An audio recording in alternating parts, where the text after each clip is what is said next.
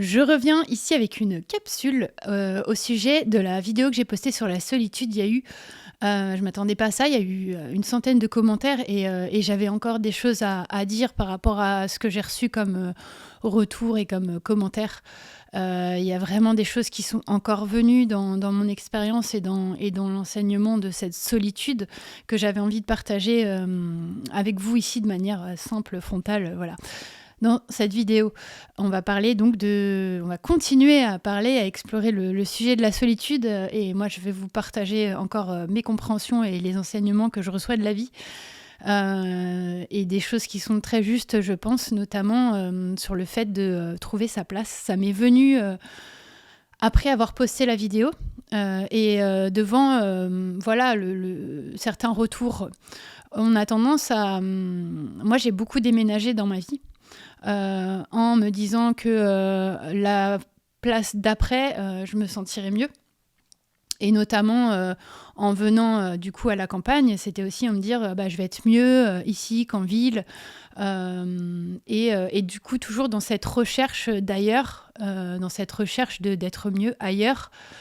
Et je me suis rendu compte récemment que c'était pas le lieu où on vivait. Et il y a plein de gens, et c'est un rappel, c'était pas le lieu où on vivait qui pouvait nous apporter ce qu'on recherche, mais c'était nous-mêmes à l'intérieur de nous. Et peu importe finalement qu'on soit en ville ou à la campagne, peu importe le lieu où on habite, on peut être bien qu'à partir du moment où on arrive à s'habiter soi-même et à être en présence avec soi-même.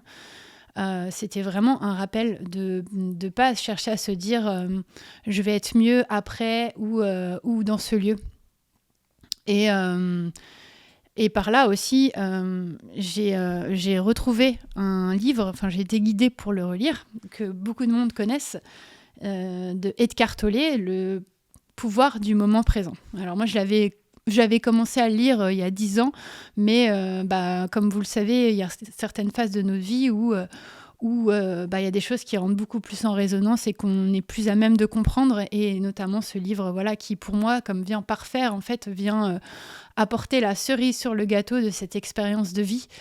Et ce que je voulais encore partager, c'est que la solitude est difficile, mais c'est une illusion.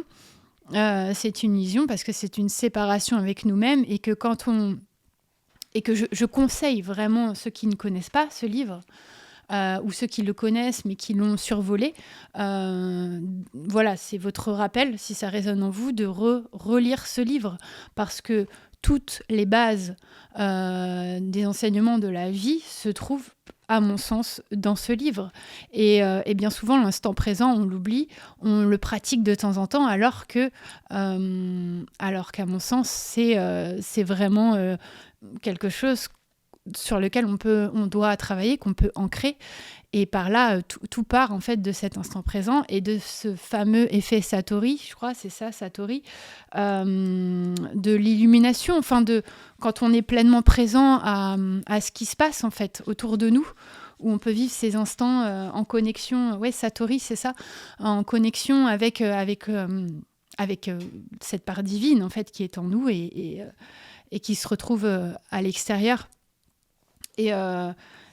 Et donc, pour tous ceux qui sont dans cette expérience de vie de solitude, c'est pas par hasard. C'est pas par hasard. Tout ce qu'on vit n'est pas là par hasard. Bien sûr, c'est nous qui choisissons les conditions et qui allons provoquer finalement. Oui, puisque tout ce que nous manifestons et tout ce que nous vivons n'est en fait qu'une création de nous-mêmes. Voilà. La solitude, pour moi, c'est pour tous ceux qui vivent ça et qui ressentent ça, pour l'avoir ressenti aussi, c'est vraiment une invitation.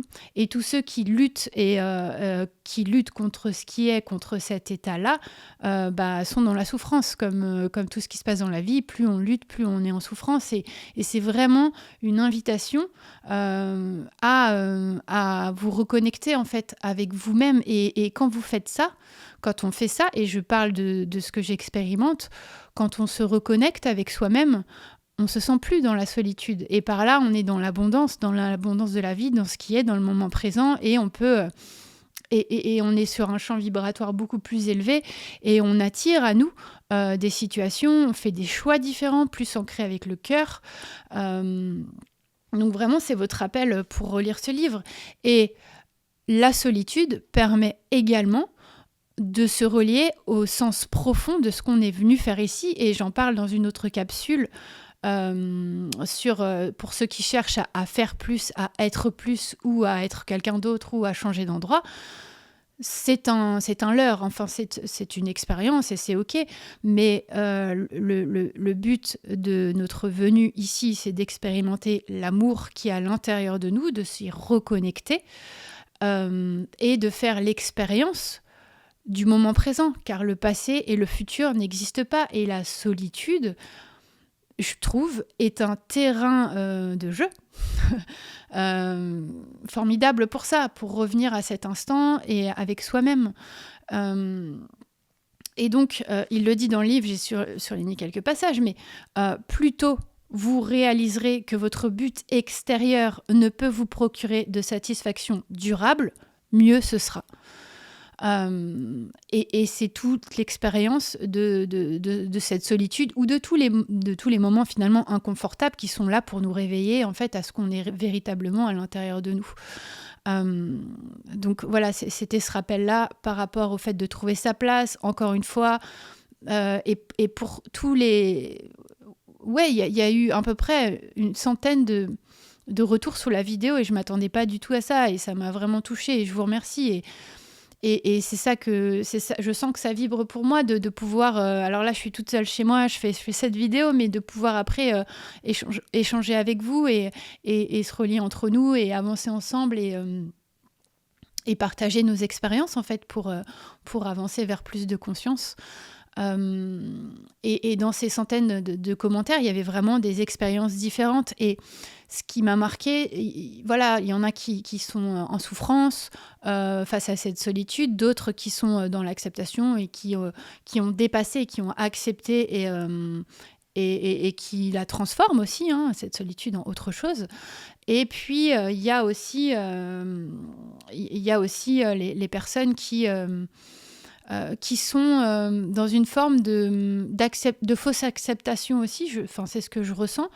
Et là, j'en parle dans ma vidéo pour ceux sur la solitude juste avant qui sont allés au bout. Encore une fois, pour moi, ça part aussi énormément d'une blessure, de la blessure d'abandon ou de rejet, ou voilà, de se couper du monde comme ça. C'est un enseignement, il faut le vivre pour le comprendre, et chacun vit ce qu'il a à vivre pour évoluer, pour comprendre les leçons qu'il a besoin de comprendre et d'intégrer.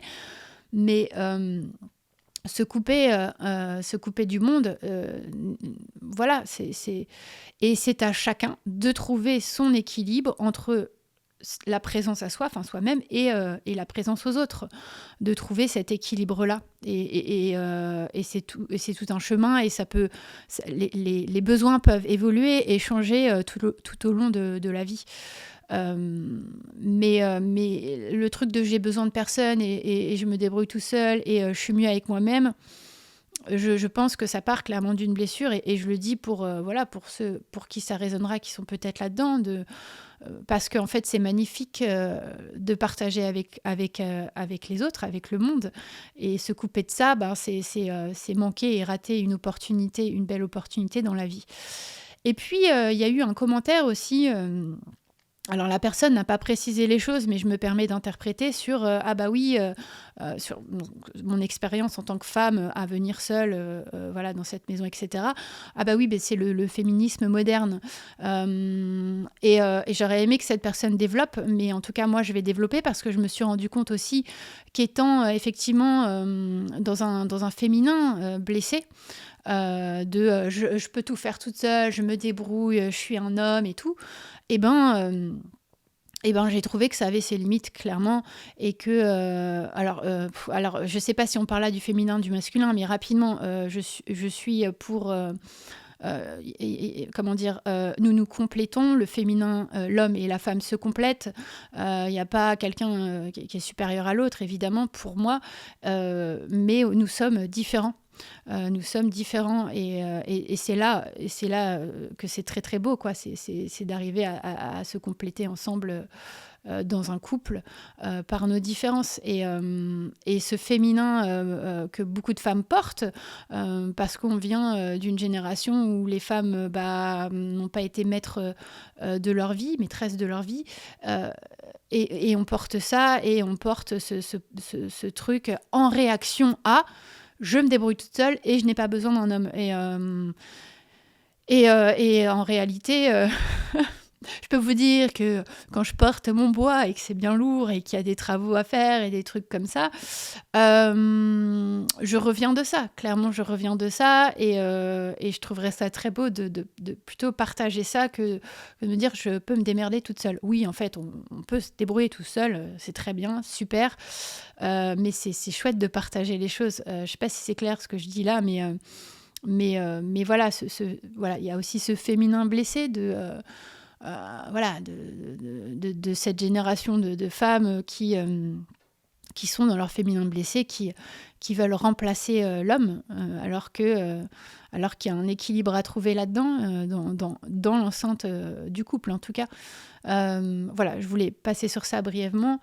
J'ai fait une petite liste de choses parce que c'est très dur de partager des choses et de mettre en forme avec des mots, des idées qui sont des fois même pas du mental, mais qui sont des choses ressenties de conscience. Et toute la difficulté pour moi, là, ça va être de les mettre en mots. Alors j'espère que ce sera clair.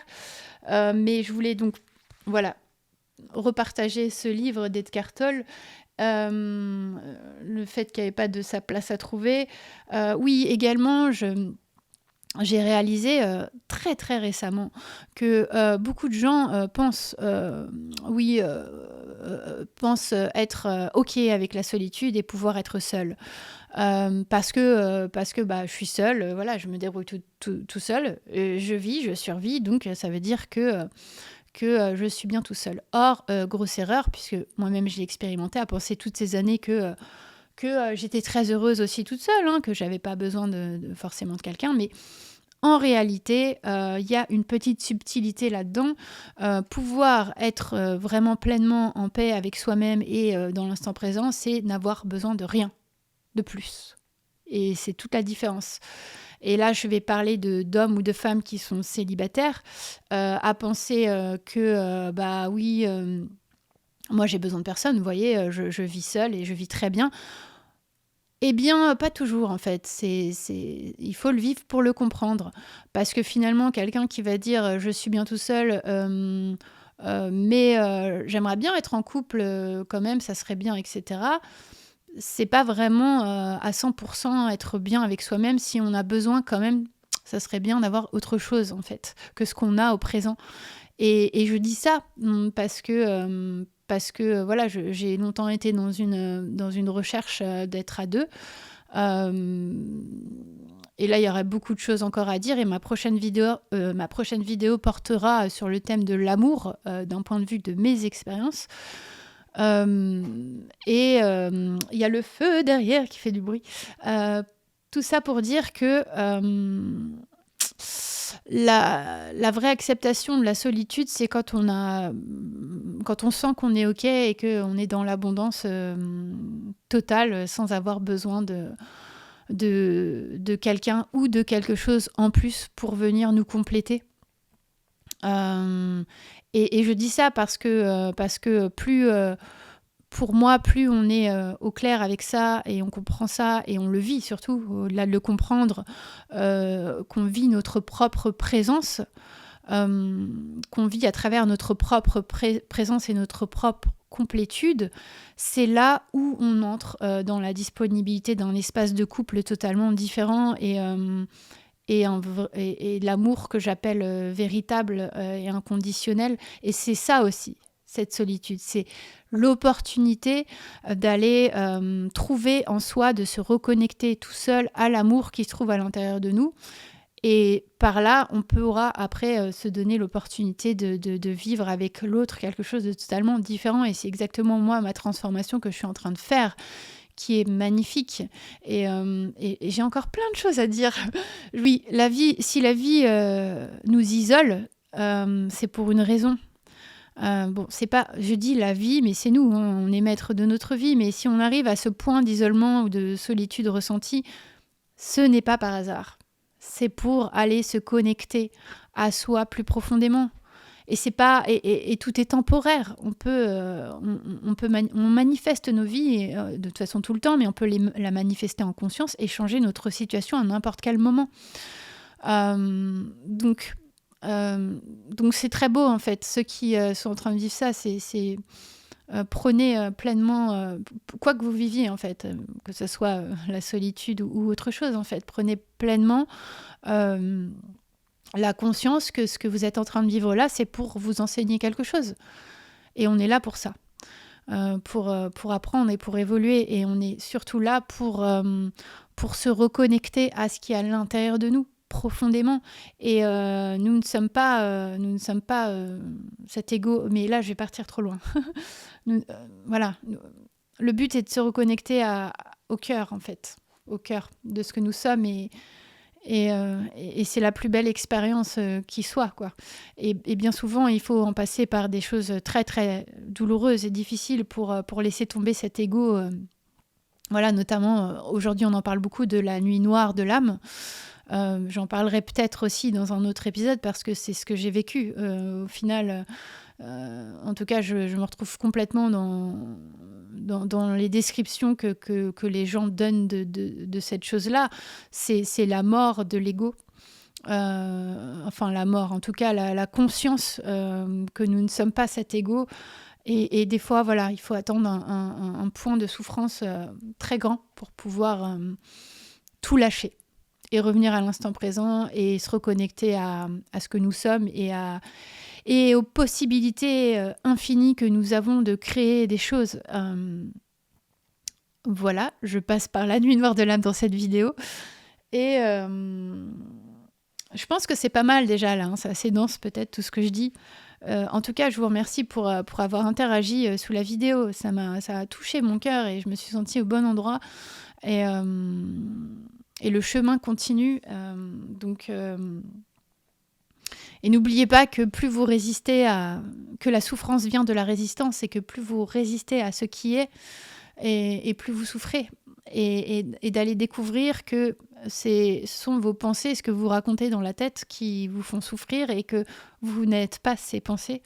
Absolument pas. Donc voilà, mais je comprends bien que chacun son chemin et moi c'est juste ma participation pour peut-être faire tilt voilà, dans votre chemin comme moi d'autres personnes, d'autres partages ont pu m'aider. Tout simplement. Et je vous souhaite de trouver cet amour en vous, d'accepter ce que vous êtes en train de vivre et de ne pas lutter contre. Tout est impermanent et vous êtes maître de votre vie, même si la vie aussi a un plan pour chacun de nous. Mais c'est toujours un très beau plan.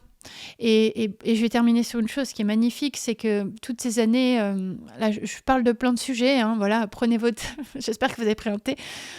Toutes ces années, en fait, pour ma part, mon souhait le plus profond, c'était d'être en couple et de fonder une famille. Et aujourd'hui, après toute cette souffrance, cette résistance à ce qui n'arrivait pas dans ma vie, j'ai pu découvrir que c'était pas vraiment profondément ce dont j'avais besoin et ce que j'avais envie. Ce dont j'avais profondément besoin, c'était de faire couple avec moi et de me retrouver profondément moi. Donc en fait, c'est ça que je voulais dire, c'est que la vie a un merveilleux plan pour vous et ça implique quand même de la conscience. Mais bon, on arrive tous avec des niveaux de conscience différents sur cette planète et c'est parfait. Mais la vie a un merveilleux plan pour chacun de nous à partir du moment où on arrête où on est dans l'acceptation et non pas dans la lutte des événements. Voilà ce que je voulais partager avec vous. Je vous souhaite beaucoup d'amour et je vous remercie de m'avoir écouté. Et bientôt, je vais donc mettre en ligne une vidéo sur l'amour, de mon point de vue, de mon expérience. Prenez soin de vous, relisez Edgar Tolle si vous sentez l'appel. Tout est dedans. Je vous embrasse.